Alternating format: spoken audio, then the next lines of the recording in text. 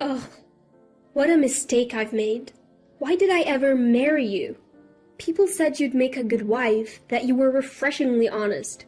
So I got swept up and married you. Should have never tied the knot with the daughter of a poor farmer like you. My name is Alice, and I am 32 years old. I've been married to my husband, Bruno, for 3 years, and for the past year, I've been hearing this sort of talk from him every day. We both worked at the same company. Bruno joined a year before me. Our company is a general trading business, and lately we've been focusing on the food sector. We introduce and broker new ingredients and food products, department stores, and supermarkets. That's mainly what we do. Bruno and I hit it off at a company party. Maybe it was the drinks, but we were cheered on by those around us and started dating soon after. He was kind, sociable, and always had me laughing. I thought a life married to him would be filled with joy, so we got married after a year of dating. Bruno's parents had already passed away, but my parents are still living and run a small farm in the countryside. I was a child born to my mom at 39 and my dad at 41, after they'd been married for 10 years. So when I got married, my mom was already 68 and my dad was 70. Both were thrilled about my marriage. Bruno was initially very helpful around the house, and we often went out for meals together, enjoying each other's company. However, about a year ago, Bruno's behavior started to change dramatically. He began complaining about everything I did, and our outings together stopped. Although I had doubts about staying with him, I thought of the kind Bruno I'd known when we got married and hoped he'd revert back to that. Plus, I didn't want to worry my parents, who are already over 70, so I held off on divorce. If only your parents had more money, then maybe I could have benefited from this marriage too. They're useless. They'd be better off as fertilizer in a field. Hey, that's way over the line. We're talking about my parents here. I say it because they're your parents. This marriage was totally pointless. I can endure any insults about me, but I can't stand him talking about my parents that way. Though they're considered elderly, they still work hard at farming, sending us delicious vegetables and produce all the time. For me, they are more than just invaluable. They're my lifelines. Compared to my friends' parents, mine are significantly older. That always concerned me. However, I'm truly grateful to my parents who always had me in their thoughts and took great care of me. I've always loved my parents deeply. I've been biting my tongue to keep from upsetting them, the very parents who were thrilled about my marriage. Even after that, Bruno kept bad-mouthing my parents almost every day. I was just about to hit my breaking point when Bruno brought up divorce. You know, being married to someone poor like you, there is no advantage for me. I don't want to waste my life anymore. I get it, then it's fine.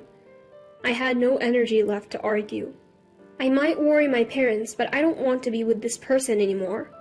As soon as I agreed, Bruno, as if he'd been waiting for this, handed me the divorce papers with his name already filled in. I signed them without a word. Once I've packed, I'll leave. You can stay here if you want. Is that okay? Yeah, but change the name on the lease. I don't want to keep paying the rent. I understand. But I decided to move too. Staying alone in a place where I'd lived with Bruno felt wrong, and I wanted to sort out my feelings and start fresh. And so, our divorce was finalized.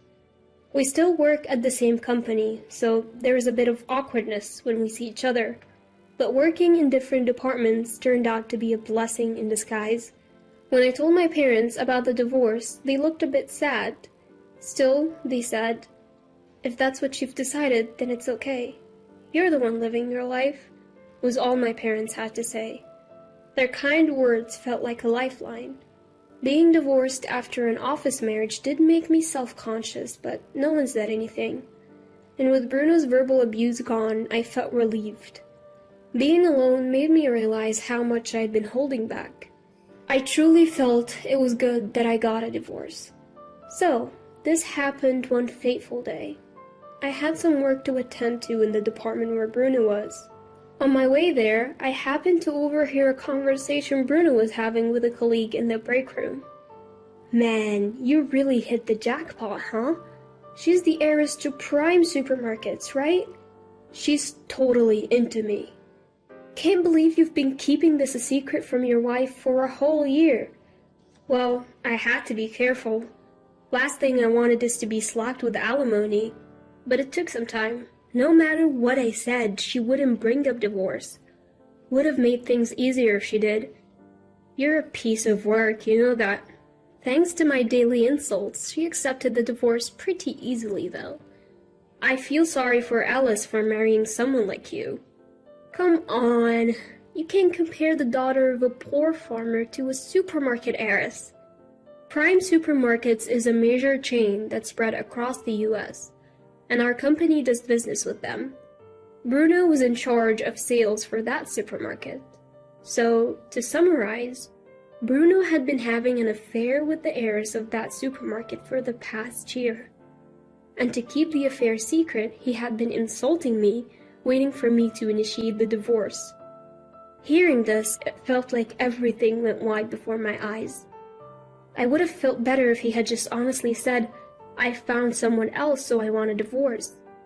I was so filled with shock and anger that I felt like I could explode. But I said nothing and left the room. I didn't want to be known as the woman dumped by Bruno because he had an affair. Feeling so humiliated, I just didn't want to be there anymore. The realization that Bruno wasn't just betraying me, but was also scheming for his own convenience made me so angry. But I chose not to confront Bruno. Sure, I could probably get some kind of settlement if I pushed the issue, but I didn't want the hassle or the gossip. I just wanted to let it slide. The following month, Bruno left the company. I heard he got re-employed at Prime Supermarket's corporate headquarters. I breathed a sigh of relief, knowing I wouldn't have to see Bruno's face anymore. Soon after, I heard rumors that Bruno married the daughter of the CEO of Prime Supermarkets.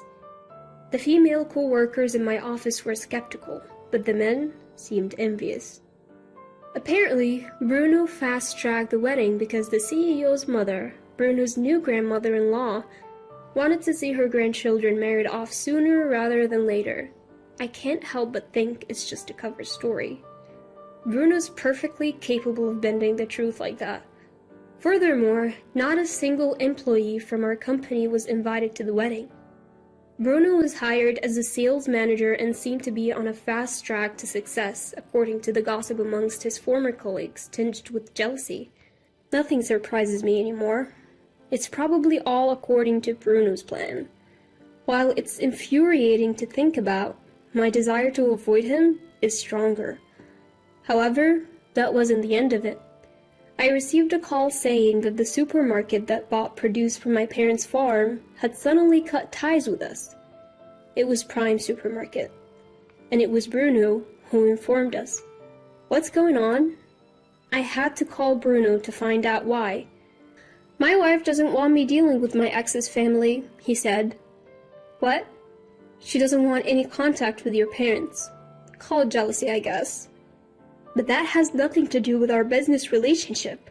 Maybe, but I can't ignore what my wife wants, and honestly, I couldn't care less about your parents. I hated to grovel to Bruno, but I begged him to reconsider the contract termination. He refused. I never thought it would come to this. My parents love farming. Their greatest joy is seeing people enjoy the produce they've grown. They're getting older, but they're still passionate. I don't want to strip them off of their livelihood. So, I had no choice but to look for a new contract. I tried, but I couldn't find any takers. Then, my company decided to host a food fair. I negotiated to include my parents' produce, and surprisingly, I got an immediate okay. The CEO was excited about their organically grown, carefully crafted produce, especially after tasting it. There was a fee for the booth, which I paid for without telling my parents. On the day of the food fair, my parents arrived, beaming with pride over their produce. Seeing them so happy filled me with joy as well. Then someone approached us. He was a restaurant owner from Boston, interested in using my parents' produce. His restaurants focus on high-quality ingredients, and after tasting the produce, he was impressed. My parents were thrilled. We quickly struck a deal, and I felt a huge weight lift off of my shoulders. 3 years have passed since then. My parents are still working in the field, as energetic as ever. They say they genuinely enjoy this lifestyle. I quit my corporate job and have been helping them for the past 2 years. Though my parents insisted they were fine, I saw the increasing work in sorting and fulfilling orders. It became clear they needed help. I'm happy to work alongside them. On a trip back from delivering produce to a restaurant, I bumped into Bruno. "What are you doing here? I heard you quit your job after I broke up with you." "I didn't quit because of you. I'm helping out my family's farm. We supply this restaurant with our vegetables."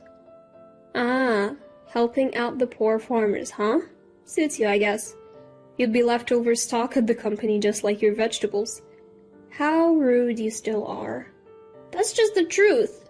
Look at the gap widening between us. I am now the sales director at Prime Supermarket, a true elite. While you'll just weather away. I'm actually getting remarried." "What? Who's the unlucky guy? Another broke person?" Ignoring Bruno's continuing insults, I get in my car and leave. I'm marrying Louis, the chef at the restaurant where we supply our produce. We grew close during my numerous delivery trips. He's been raving about our produce, even took the time to visit our farm, and has become quite friendly with my parents.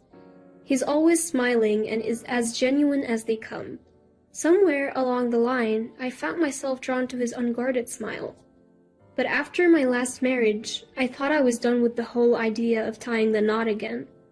Yet, he's like the sun, gradually melting away my reservations.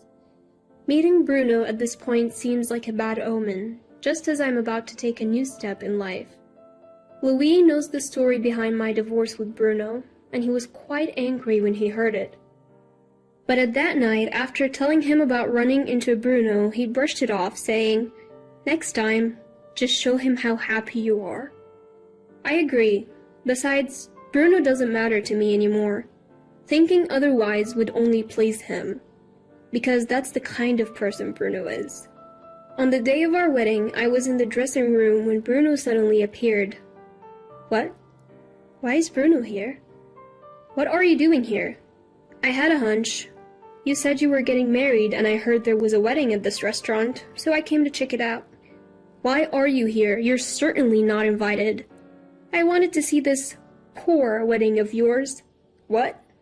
"I'm just curious to see who the pathetic woman that I dumped is marrying. Though, he'll definitely be less than me." "Your taste is truly terrible."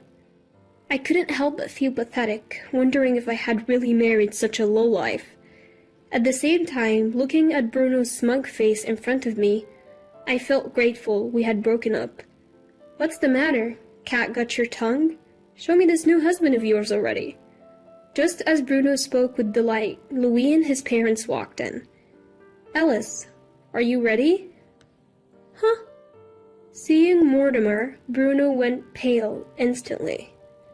"Why are you— Ah, Mortimer! You know him?" The moment he heard that, Bruno started trembling, losing all composure. Mortimer, too, looked at Bruno as if just recognizing him. "Oh, you must be— Alice, do you know this gentleman?"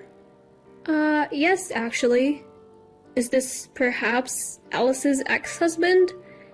Well, you see, Hugh.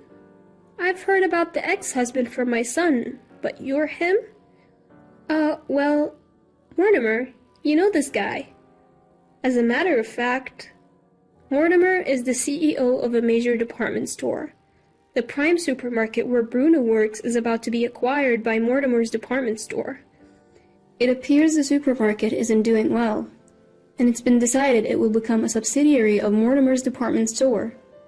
I might have known about this if I were still working, but I had quit 2 years ago, so I had no idea. But why is Bruno here at his ex-wife's wedding? Ellis, did you invite him? No way! He crashed it, saying he wanted to see Poor's wedding. I see. Well, you see, there is a reason. I'd love to hear the reason. That is, Can't believe this Bruno is you. Never knew you were such a low-class guy. Mortimer spoke in a calm tone, but the low pitch of his voice conveyed his anger. It was the first time I had ever heard Mortimer sound like that. I've known him as a mild-mannered person ever since Louis introduced us over a year ago. But now, facing off against Bruno, he emanated the authority of a CEO of a large corporation, making Bruno look insignificant. What kind of supermarket owner would want a son-in-law like this? And you're the head of sales? Isn't the decline in business your fault? I didn't... Leave now. This is no place for someone like you. Seeing Bruno shrink at Mortimer's words made me feel pity for him. Unable to find any comeback, Bruno left as if fleeing. This is what happens when you look down on others and feel joy about it. If Bruno hadn't intruded like this, maybe no one would have found out he was my Bruno. It's what you call reaping what you sow, I guess. Our wedding was enveloped in a serene atmosphere from beginning to end. It turned out to be a beautiful ceremony. My parents, watching all of this, were shedding tears. I felt like I had finally put their minds at ease. Later, Mortimer told me that the owner of Prime Supermarket claimed that he had no knowledge of his daughter dating Bruno before his divorce. But considering Bruno switched jobs to Prime Supermarket immediately after the divorce, and was even offered a position, Mortimer doubted the owner was really in the dark. The owner of Prime Supermarket seems to dote on his daughter and pretty much agrees to anything she says. As a businessman, he's definitely lacking, Mortimer commented. Prime Supermarket became a subsidiary of Mortimer's department store. The executive team was replaced and the former owner was resigned. Bruno left the company as well. Then, out of the blue, Bruno contacted me, asking to be employed by Mortimer's department store, the parent company. I struggled to comprehend what could possibly make him think that that was an option. That's absolutely not going to happen. What on earth are you thinking? Don't say that. Give it a try. I might get divorced if things keep going this way. My wife says she doesn't need a husband who doesn't bring in money. That's not my concern. Don't you feel sorry for your ex-husband if he ends up on the streets? Not at all. What a person you are. Fine. Can you lend me some money? What? Just enough to get by for now. My wife is a big spender and it's tough. I couldn't believe what was happening. But when that phone call came, I was actually visiting my in-laws. Mortimer, who was sitting next to me, took the phone and yelled with a fury I'd never seen before. Don't ever contact my pressured daughter-in-law again. Thanks to his final shout, I never received another call from them. Now I help out at my family's home and also work part-time at Louis' restaurant whenever I have some free time. The restaurant owner is a friend of Mortimer's, and they make a lot of accommodations for me, making it an easy place to work. About 6 months after remarrying, a colleague from my old job came to dine at the restaurant, and we briefly talked about Bruno. It seems the former president of Prime Supermarket is drowning in debt and has skipped town. His daughter and Bruno are left dealing with those debts, working from morning to night. Apparently, they blame each other for their plight and fight constantly. Their new apartment is in an older building near my former colleague's home. Apparently, their arguing got so loud the other day that someone reported them to the police. My colleague saw them during that incident and said that they had lost so much weight they were almost unrecognizable, laughing as he told the story. But honestly, I don't care anymore. I don't look back on the past. Besides, our family will grow by one more member come next spring. Both my parents and my in-laws along with Louis are all thrilled. I plan to cherish this happiness.